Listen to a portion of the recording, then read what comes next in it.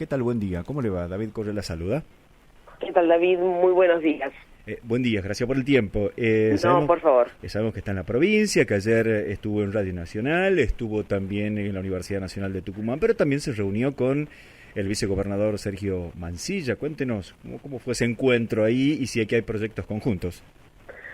Sí, la verdad que ha sido muy importante esta visita a la provincia de Tucumán, además de la hospitalidad con la que fuimos recibidos junto al vicepresidente de RTA, Osvaldo Santoro. Nos recibió el vicegobernador, como estabas apuntando, David. Sí. La verdad que charlamos de varias cuestiones, obviamente relacionadas a la interrelación entre Radio y Televisión Argentina y la provincia de Tucumán, intercambios siempre necesarios. Creemos que son momentos de hacer alianzas, el Estado con el Estado, con los estados provinciales, municipales, con las universidades públicas.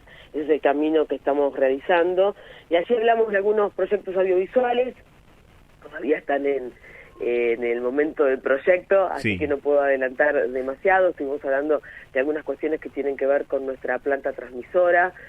Allí hay una posibilidad, teniendo en cuenta que hay un terreno amplio que tiene en Radio Nacional, la posibilidad quizás de poder construir algunas viviendas para los compañeros y compañeras. Ah, qué interesante Así eso. que, Sí. sí, la verdad que nos parece importante utilizar ese lugar. Veremos si podemos continuar con algún convenio con el Instituto Provincial de la Vivienda. Y estamos trabajando en eso. Al vicegobernador le interesó mucho la idea, le parece importante, porque eso es una manera de dar trabajo, es una fuente de trabajo y es una posibilidad para muchas personas que no tienen casa propia alcanzarla. Por supuesto que esto es una manera de que el trabajador acceda con su propio dinero, pero con ciertas facilidades para tener esa casa que siempre es tan compleja, ¿no es cierto?, Claro. en nuestro país. La Estuvimos articulación... hablando también Sí. de varias cuestiones con Radio Nacional. La radio tiene una fuerte intención de hacer un documental sobre la historia de la música de la provincia, y entonces le estuvimos contando si podemos interactuar con nuestra discoteca. La verdad que les interesó mucho la idea, y algunos otros proyectos, como te venía diciendo. ¿Es posible pensar en una articulación para que el músculo sea más importante entre RTA y que no sea solo, o que en todo caso incluya a la provincia y a la universidad? Digo, tres patas ahí importantes. Me parece que es lo que debemos hacer. Lo público debe estar conectado, porque tenemos que brindarle al ciudadano y a la ciudadana, en este caso de Tucumán, que tenga acceso a lo que se hace, que sepa qué se hace, porque nosotros estamos convencidos que la actividad audiovisual es muy importante.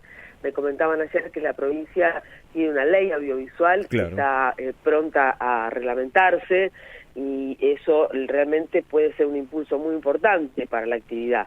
Yo creo que el país tiene una enorme oportunidad de convertirse en una enorme productora de contenidos audiovisuales.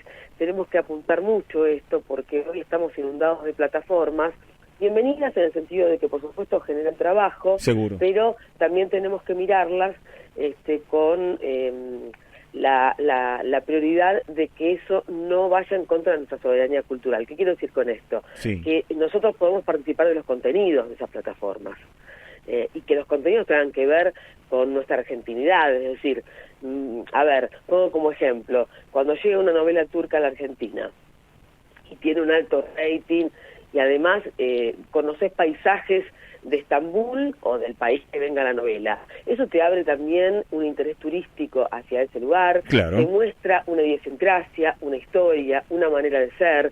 Eso es lo que nosotros tenemos que poder realizar, no perder de vista nuestra soberanía cultural, y que se abran para nosotros entonces esa vía turística, gastronómica, hotelera, que realmente genere trabajo en otras actividades, esa producción audiovisual.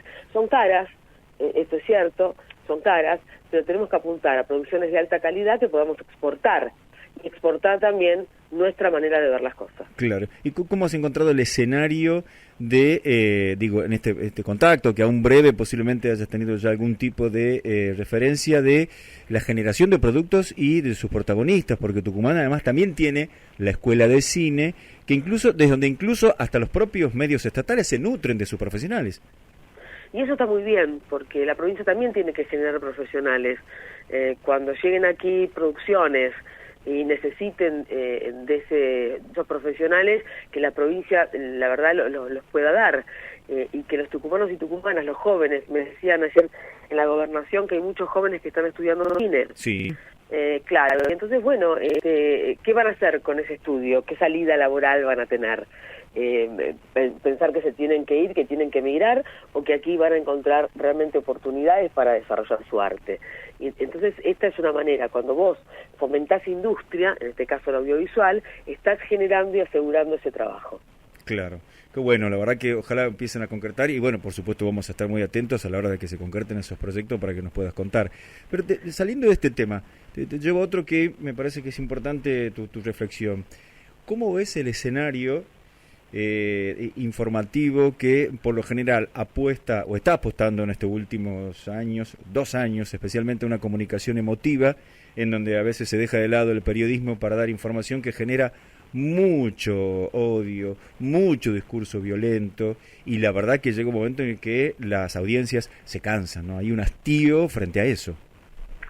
Yo creo que es una época, no solamente en la Argentina, pero es una época donde se ha perdido el periodismo.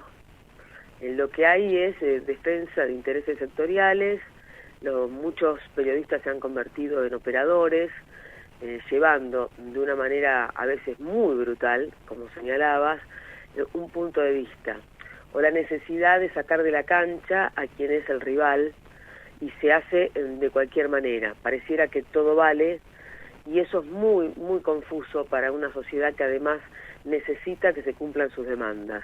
Entonces, se trabaja, como bien apuntante, ante la emocionalidad.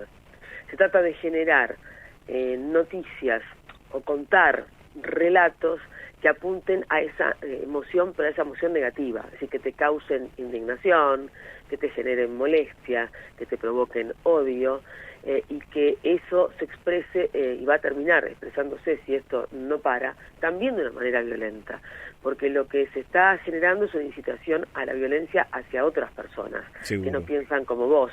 Entonces, es muy complejo lo que está sucediendo, y me parece bien que David, vos como comunicador, al frente de un programa, en una radio, se pueda reflexionar sobre esto. Tenemos una responsabilidad, aquellos que somos periodistas, frente a un micrófono, para navegar las aguas turbulentas de la verdad. Siempre difíciles, porque siempre es complejo para un periodista, porque sabemos obviamente que hay un juego de intereses, especialmente cuando hay crisis políticas o sociales o económicas, pero tenemos la responsabilidad de hacerlo como corresponde ante una ciudadanía que tiene derecho a saber, y a saber sin mentiras. Acá se está confundiendo, es una época donde te dicen, bueno, es la libertad de expresión. Exactamente. Y mentir no es libertad de expresión, mentir es mentir. Ojo, no solo mentir, a ver, pongo un nombre, digo, en todo caso me hago cargo, Viviana Canosa insultaba directamente, por ejemplo, desde el presidente de la Nación para abajo, y hay cosas que en nombre de la libertad de prensa, la verdad que es absolutamente incomprensible, ¿no? E injustificable. Eso, no, insisto, no es libertad de prensa, claro. ¿Cierto? No puede haber falta de respeto, no puede haber estos discursos que lo que hagan, insisto, es indignarte, porque si vos confías en esa persona que te lo está transmitiendo, pensás que es como te lo está diciendo. Obvio. Y entonces hay que preguntarse qué interés estará defendiendo esa persona que te habla de una manera violenta. ¿Por qué hace eso? ¿A dónde apunta? ¿Qué se está buscando? ¿Y quién está detrás, en definitiva, de esos discursos violentos? Claramente. Aún en medio de tanto ruido, ¿cómo ves a las camadas de comunicadores y comunicadoras con los que estás teniendo contacto y que van nutriendo también a los medios públicos de nuevas voces? Hay profesionales jóvenes realmente muy capacitados y terminan siendo muy buenos profesionales porque se ocupan de lo que saben. Por lo menos nosotros, en lo que son los medios públicos, sí. No abogamos, y tenemos muchos chicos y chicas jóvenes, no abogamos porque alguien que esté en cámara te esté gritando, ni te esté alarmando, ni te esté inventando una noticia. Por el contrario, tenemos un modo de comunicar relajado, tranquilo, tratando de debatir sobre lo que se dice para que el otro comprenda, porque no se le puede pedir al trabajador, a la trabajadora que tiene que cumplir con su jornada y llevar a sus chicos al colegio, tratar que le alcance el dinero para llegar a fin de mes, que además decodifique las cosas que se están diciendo. Claro. Entonces hay que permitirle que tenga ese acceso de una manera más sencilla y que le sirva esa información para su vida cotidiana. Claro. ¿Y qué rol nos cabe ahí, o le cabe también, digo, a quienes estamos frente a cámaras o micrófonos y a los medios de las provincias? Prefiero decir las provincias y no el interior, porque a veces sucede que en la reproducción de contenidos de medios generados en Buenos Aires terminamos contándoles a nuestras audiencias lo que pasa en Avenida de Mayo, por ejemplo, con un corte de calle. Sí, ¿qué le puede interesar al ciudadano de Tucumán o a la ciudadana de Tucumán que pasa en un bache en la 9 de julio? Claramente. Bueno, ese es un problema del porteñismo, ¿no?